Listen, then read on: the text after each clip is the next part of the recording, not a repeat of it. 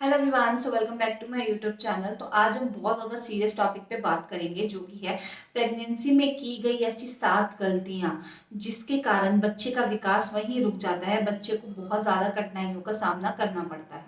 तो देखो, कुछ गलतियां ऐसी होती हैं जो हम नजरअंदाज कर देते हैं कि नहीं, इससे बच्चे को क्या फर्क पड़ेगा, बट आपके पेट में एक छोटी सी जान पल रही है। अगर आप अपनी करी हुई हर एक एक्टिविटी पर ध्यान नहीं देते, निरंतरित नहीं रखते, तो कहीं ना कहीं बच्चे को तकलीफ होती है, और वो तकलीफ इतनी ज्यादा भी हो सकती है कि बच्चे का विकास वहीं पे रुक जाता है। तो चलिए इस टॉपिक को स्टार्ट करते हैं और वन बाय वन मैं डिस्क्राइब करती हूँ कि आपको क्या गलतियां नहीं करनी चाहिए। तो सबसे पहले मैं बात करूं तो वो है खाना स्किप करना। देखो, कॉमन होता है खाना स्किप हो जाना प्रेगनेंसी में, क्योंकि मॉर्निंग सिकनेस की वजह से आपको भूख नहीं लगती, आपको उल्टी आने का मन होता है। तो आप, कई औरतें खाना स्किप कर देती हैं, बट वो ये नहीं सोचती कि वो खाना स्किप कर रही हैं तो अंदर जो न्यूट्रिएंट्स की कमी बच्चे को हो रही होगी, उसकी वजह से क्या इफेक्ट पड़ेगा। बच्चे का विकास वही रुक जाता है, बच्चे की ग्रोथ वही रुक जाती है, क्योंकि उसे टाइम टू टाइम वो प्रोटीन नहीं मिल रहा होता, विटामिन ही मिल रहे होते। और अगर आप खाना ही नहीं खाएंगी तो ऑफकोर्स खाली पेट तो सप्लीमेंट नहीं ले सकती हैं, तो फॉलिक एसिड की कमी के भी कारण बच्चे का विकास रुकने की प्रॉब्लम हो जाती है। तो आपको सबसे पहला यही है कि आपको खाना स्किप नहीं करना चाहिए। अगला है आपका वजन की चिंता।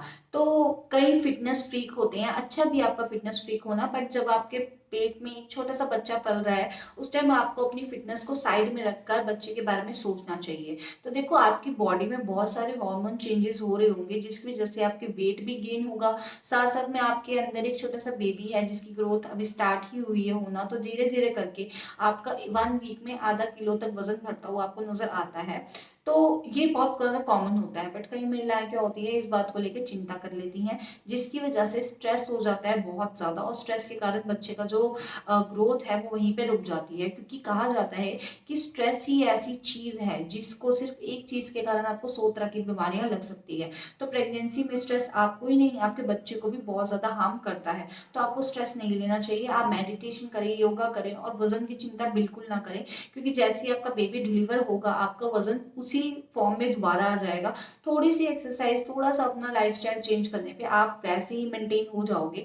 बट ये बहुत बड़ा रीजन रहता है आपका स्ट्रेस लेना बच्चे की ग्रोथ रुकवाने में। अगला है आपका खुद दवा लेना, ये खुद मेडिसिन लेना। तो इससे क्या पता लगता है, ऑफ कोर्स कई लोग सोच रहे होंगे मेडिसिन खुद ही तो लेते हैं, बट देखो नहीं, प्रेगनेंसी में आपको डोलो, पैरासीटामोल हो गई, या फिर folic acid, vitamin, multivitamin tablet हो गई, इसके अलावा डॉक्टर आपको कोई भी मेडिसिन प्रिस्क्राइब नहीं करते। अगर आपको कोई ज्यादा इशू ना हो तो, या फिर कोई ऐसी मेडिसिन हो जो प्रेगनेंसी में सेफ हो ना हो तो आपको कोई भी ऐसी दवाई मेडिसिन प्रिस्क्राइब नहीं की जाती। बट कई बार क्या होता है, पेट फूलने की समस्या, गैस की समस्या, मांसपेशियों में दर्द की समस्या, ये समस्या इतनी ज्यादा बढ़ जाती है कि औरतें जो है वो खुद ही मेडिसिन खा लेती हैं, जिसकी वजह से बच्चे की ग्रोथ में फर्क पड़ता है। क्योंकि कई मेडिसिन होती हैं, कई क्या, बहुत सारी ऐसी मेडिसिन है जो प्रेगनेंसी में सेफ नहीं है लेना, बट आपको ना पता होने की वजह से आप ले लेती हैं, और वो बच्चे की ग्रोथ पे दिखता है और बच्चे की ग्रोथ रुक जाती है। तो आपको खुद भी ऐसी कोई मेडिसिन नहीं लेनी चाहिए बिना डॉक्टर की प्रिस्क्रिप्शन के। अगला है आपका फिजिकल एक्टिविटी वाले काम करना। तो देखो, अगर आप वेजिस पे काम करती हैं, आपको पता ही होगा, मजदूरी करते हैं, आप उनको देखकर इंस्पायर हो रही हैं कि वो भी तो इतने काम करते हैं प्रेगनेंसी में। हर एक की बॉडी अलग रिएक्ट करती है, आपको इतना माइंड में रखना चाहिए कि आपको फिजिकल एक्टिविटी बहुत ज्यादा नहीं करनी चाहिए। पहले 3 मंथ्स में मिसकैरेज का खतरा, दूसरे 3 मंथ्स में जो ट्राइमेस्टर होता है, सेकेंड ट्राइमेस्टर में आपको बच्चे की ग्रोथ रुकने का खतरा, और लास्ट में प्री मिच्योर डिलीवरी होने का खतरा, ये सब बढ़ जाता है। तो आपको इतना ध्यान रखना चाहिए कि जब भी आप फिजिकल एक्टिविटी करें, आपकी फिजिकल एक्टिविटी में सिर्फ और सिर्फ आपकी एक्सरसाइज होनी चाहिए, योगा होना चाहिए, मेडिटेशन होनी चाहिए, इससे ज्यादा कोई आप फिजिकल एक्टिविटी नहीं करेंगे। क्योंकि बच्चे को अगर दबाव ज्यादा पड़ा तब भी ग्रोथ रुकने का खतरा होता है, और बच्चे के जो बॉडी पार्ट्स डेवलप हो रहे होते हैं वो वहीं पर डेवलप होना बंद कर देते हैं। अगला है जल्दबाजी करना। देखो, जल्दबाजी आपकी बेबी प्लानिंग में भी हो सकती है, जल्दबाजी आपके डॉक्टर सिलेक्ट करने में भी हो सकती है, जल्दबाजी आपकी अपनी प्रेगनेंसी को कैसे आप कंटिन्यू करेंगे, कहाँ पे कंटिन्यू करेंगे, वो भी प्लानिंग में हो सकती है। सबसे पहले तो जल्दबाजी भी लोग करते हैं अपनी प्रेगनेंसी का सोचने में कि आप कब प्रेग्नेंट होना चाहते हैं। क्योंकि अगर आप, कह सकते हो कि अगर आप एक ऐसी प्लानिंग के साथ बेबी प्लान करेंगे तो बहुत ज़्यादा अच्छा हो जाता है। अगर आप बिना प्लानिंग के बेबी प्लान करते हो तो एकदम से आपके स्ट्रेस हो जाएगा इतना ज़्यादा, आप कहाँ पे जाएँगे, कहाँ दिखाएँगे, कैसे डॉक्टर से मिलेंगे, इसका प्रोसेस क्या होता है, इसका प्रोसीजर क्या होता है, बहुत ज़्यादा डिफ़िकल्ट हो जाता है। तो आपको एक तो प्लानिंग लेके करना चाहिए। दूसरा, डॉक्टर का चुनाव करते समय बहुत सारी ऐसी चीज़ें हैं जो आप याद रखें, किस डॉक्टर आपको पास पड़ेगा, कौन-सा ऐसा स्पेशलिस्ट है जो नॉर्मल डिलीवरी करवा सकता है, कौन से ऐसे जिसके डिलीवरी के केसेस है वो बहुत ज़्यादा पॉजिटिव में रहे हों, ये सब चीज़ें देखने के बाद तो आपको करना चाहिए। क्योंकि कई बार क्या होता है, आपका एक गलत चुनाव बच्चे की ग्रोथ रुकवा सकता है, क्योंकि कई बार डॉक्टर ज़्यादा विजिट नहीं लेते हैं, आपको नहीं बुलाते। इसकी वजह से जब जब आप जाती हैं आपको पता चलता है कि आपका मिसकैरेज तो 10 दिन पहले हो गया या 15 दिन पहले हो गया।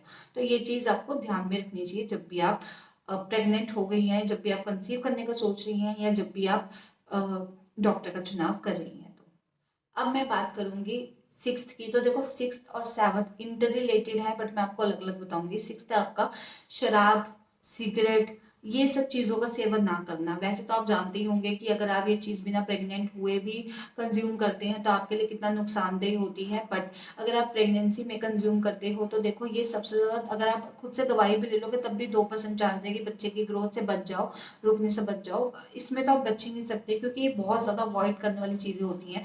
आपको कोशिश करनी चाहिए कि आप सिगरेट जो पी भी रहे हैं ना उसके पास भी थोड़ा कम जाओ, क्योंकि इसकी जो स्मोकिंग की धुआं होता है उससे भी बच्चे को हार्म होता है। खुद भी ना पिए, शराब अवॉइड करें और ऐसी कैफीन वाली चीज़ें अवॉइड करें। और last but not the least, वो है शुगर कम लें।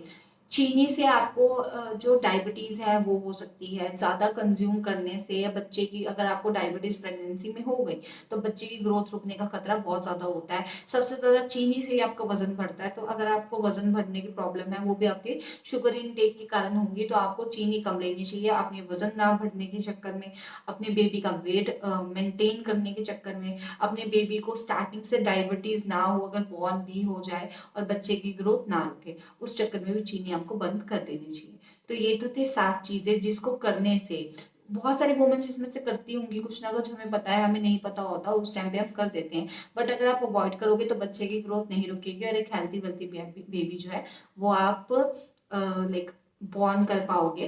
तो चलिए, ये वीडियो यहीं खत्म करती हूँ। उम्मीद करती हूँ जो मैं आपको समझाना चाहती थी आपको समझ आ गया होगा। अगर तब भी आपको कोई डिफिकल्टी आती है आप मुझे कमेंट में पूछ सकते हो। तो अब मिलती हूँ आपसे अगली वीडियो में, तब तक के लिए बाय बाय।